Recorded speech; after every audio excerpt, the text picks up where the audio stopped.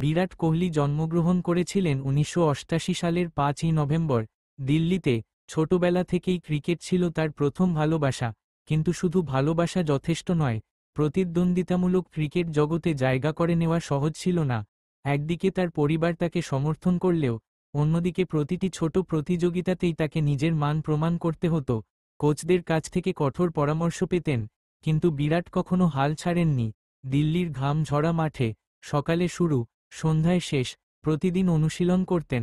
প্রতিটি ব্যাটের হিট, প্রতিটি ফিল্ডিং সেশন, প্রতিটি রান, এগুলো তার স্বপ্নের পথে পাথরের মতো বাধা পেরোবার অংশ ছিল।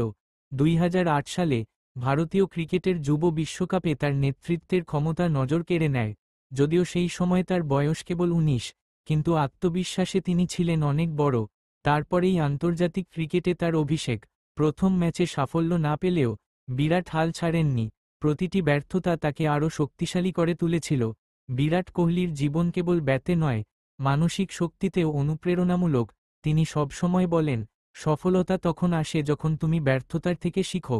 কঠোর পরিশ্রম, আত্মবিশ্বাস এবং নিজের ভুল থেকে শেখার মানসিকতা, এগুলোই তাকে বিশ্বের সেরা ব্যাটসম্যানের একজন করে তুলেছে। আজ বিরাট কোহলি শুধু ক্রিকেটার নয়, নতুন প্রজন্মের জন্য এক প্রেরণার প্রতীক। তার গল্প আমাদের শেখায় যে স্বপ্ন বড় হলে শ্রমও বড় হতে হবে এবং কখনো হাল ছাড়া যাবে না।